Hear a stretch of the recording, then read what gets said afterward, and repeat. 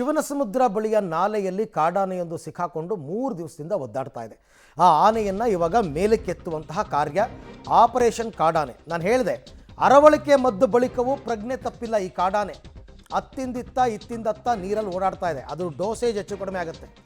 ಪ್ರಜ್ಞೆ ತಪ್ಪಿದ ಬಳಿಕವೇ ಕಾಡಾನೆಯನ್ನು ಮೇಲಕ್ಕೆತ್ತುವ ಕಾರ್ಯಾಚರಣೆ ಮಾಡಬೇಕು. ಕಾಡಾನೆ ಪ್ರಜ್ಞೆ ತಪ್ಪೋದನ್ನು ಕಾಯ್ತಾ ಇದ್ದಾರೆ ರಕ್ಷಣಾ ತಂಡ. ಆಗಿಲ್ಲ. ಅರವಳಿಕೆ ಮದ್ದು ಬಳಿಕವೂ ಪ್ರಜ್ಞೆ ತಪ್ಪಿಲ್ಲ ಕಾಡಾನೆ. ರೀಸೆಂಟಾಗಿ ಚಿಕ್ಕಮಗಳೂರಲ್ಲಿ ಒಂದು ಇದೇ ಥರ ಆಪರೇಷನ್ ಆಯಿತು. ಒಂದು ದಿವಸದಲ್ಲಿ 4 ಸರ್ತಿ ಡಾಟ್ ಮಾಡಿದ್ರು, 3 ಸರ್ತಿ ಡಾಟ್ ಮಾಡಿದ್ರು, ಅದು ಪ್ರಜ್ಞೆ ತಪ್ಪಲಿಲ್ಲ. ಆಮೇಲೆ ಡೋಸೇಜ್ ಜಾಸ್ತಿ ಮಾಡಿದ್ರು, 4ನೇ ಸರ್ತಿಗೆ ಅದು ಪ್ರಜ್ಞೆ ತಪ್ಪಿ ಬಿದ್ದಿದ್ದು ಇತ್ತೀಚೆಗೆ ರೀಸೆಂಟಾಗಿ. ಹಾಗಾಗಿ ಅದು ಇರುತ್ತೆ, ಅವ್ರು ಎಕ್ಸ್ಪರ್ಟ್ಸ್ ಇರ್ಬೋದು, ಬಟ್ ಆ ಅರವಳಿಕೆ ಚುಚ್ಚುಮದ್ದು ದೇಹದ ಮೇಲೆ ಯಾವ ಥರ ಪರಿಣಾಮ ಬೀರುತ್ತೋ ಗೊತ್ತಿಲ್ಲ. ಎಷ್ಟೋ ಸಂದರ್ಭಗಳಲ್ಲಿ ಆ ಪ್ರಜ್ಞೆ ತಪ್ಪಲ್ಲ ಆನೆಗಳು, ಯಾಕೆಂದರೆ ಅದರ ದೇಹ ಹಾಗಿರುತ್ತೆ, ಅಷ್ಟು ಬಲಶಾಲಿ ಆಗಿರುತ್ತೆ, ತಡ್ಕೊಂಬಿಡುತ್ತೆ, ಅದನ್ನು ರೆಸಿಸ್ಟ್ ಮಾಡಿಬಿಡುತ್ತೆ ಆ ಮೆಡಿಸನನ್ನು. ಆಮೇಲೆ ಇಮಿಡಿಯೇಟಾಗಿ ಮೇಲೆ ಅರವಳಿಕೆ ಕೊಡೋಕ್ಕೂ ಆಗಲ್ಲ. ಈ ಬಗ್ಗೆ ಮತ್ತಷ್ಟು ಮಾಹಿತಿ ನನ್ನ ಕೊಲೀಗ್ ರೋಹಿತ್ ಅವರಿಂದ ಪಡ್ಕೊಳ್ಳೋಣ. ರೋಹಿತ್, ಈಗೇನು ಅರವಳಿಕೆಗೂ ಜಗ್ತಾ ಇಲ್ವ ಆನೆ ಅಂತ?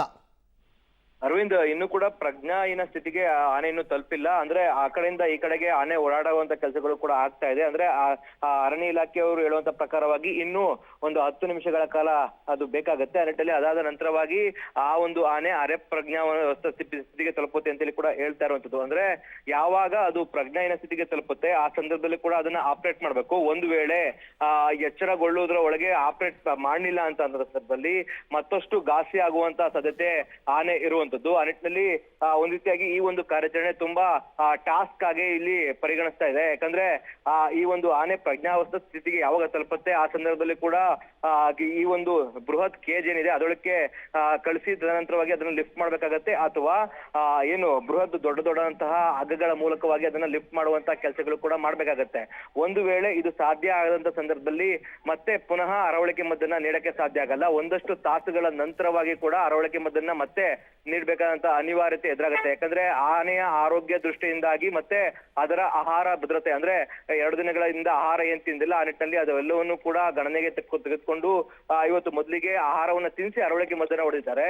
ಒಂದ್ ವೇಳೆ ಮತ್ತೆ ಈ ಒಂದು ಕಾರ್ಯಾಚರಣೆಯ ನಡುವೆ ಏನಾದ್ರೂ ಕೂಡ ಆನೆ ಎಚ್ಚರಂತ ಸಂದರ್ಭದಲ್ಲಿ ಅರವಳಿಕೆ ಮದ್ದನ್ನ ನೀಡೋದಕ್ಕೆ ಮತ್ತಷ್ಟು ಡಿಲೇ ಆಗುತ್ತೆ. ಅದಾದ ನಂತರವಾಗಿ ಆ ಒಂದು ಸಮಯ ಪಾಸ್ ಆದ ನಂತರವಾಗಿ ಮತ್ತೆ ಆಹಾರವನ್ನ ನೀಡಿ ಅರವಳಿಕೆ ಮದ್ದನ್ನ ನೀಡಿ ಮತ್ತೆ ಕಾರ್ಯಾಚರಣೆಯನ್ನ ಸ್ಟಾರ್ಟ್ ಮಾಡಬೇಕಾಗತ್ತೆ. ಆದ್ರೆ ಅರಣ್ಯ ಇಲಾಖೆ ಅಧಿಕಾರಿಗಳು ತುಂಬಾ ಕಾನ್ಫಿಡೆಂಟ್ ಆಗಿ ಕಾಣ್ತಾ ಇದ್ದಾರೆ. ಯಾಕಂದ್ರೆ ಈ ಒಂದು ಸಮಯದಲ್ಲಿ ಕೂಡ ನಾವು ಆನೆಯನ್ನ ಏನು ನಾಲೆಯಿಂದ ಮೇಲ್ಭಾಗಕ್ಕೆ ಲಿಫ್ಟ್ ಮಾಡ್ತೀವಿ ಅಂತೇಳಿ ಕೂಡ ಕಾನ್ಫಿಡೆಂಟ್ ಆಗಿ ಹೇಳ್ತಾ ಇರುವಂತದ್ದು. ಅದೇ ರೀತಿಯಾದಂತಹ ಕಾರ್ಯಾಚರಣೆ ಇದೀಗ ನಡೀತಾ ಇದೆ. ಇದೀಗ ಆನೆಗೆ ಅರವಳಿಕೆ ಮದ್ದನ್ನ ನೀಡಲಾಗಿರುವಂತದ್ದು. ಇದೀಗ ಆನೆ ಯಾವಾಗ ಪ್ರಜ್ಞಾಹೀನ ಸ್ಥಿತಿಗೆ ತಲುಪುತ್ತೆ ಆ ಸಂದರ್ಭದಲ್ಲಿ ನಾವು ಯಶಸ್ವಿಯಾಗಿ ಈ ಒಂದು ಕಾರ್ಯಾಚರಣೆ ಮಾಡ್ತೀವಿ ಅಂತೇಳಿ ಕೂಡ ಅರಣ್ಯ ಅಧಿಕಾರಿಗಳು ಮತ್ತೆ ಅರಣ್ಯ ಇಲಾಖೆ ಸಿಬ್ಬಂದಿಗಳು ಇದೀಗ ಇಲ್ಲಿ ಕಾಯ್ತಾ ಇರುವಂತದ್ದು. ಅರವಿಂದ್, ಹಾಗೆ ಸಂಪರ್ಕದಲ್ಲಿರಿ ರೋಹಿತ್, ನಿಮ್ಮ ಜೊತೆ ಮತ್ತೆ ಮಾತನಾಡ್ತೀನಿ. ಬಟ್ ನಾನು ಹೇಳಿದ್ನಲ್ಲ, ಇದು ಅಂದುಕೊಂಡಷ್ಟು ಸುಲಭದ ಟಾಸ್ಕ್ ಅಲ್ಲ, ಇದು ಅಷ್ಟು ಈಸಿ ಅಲ್ಲ.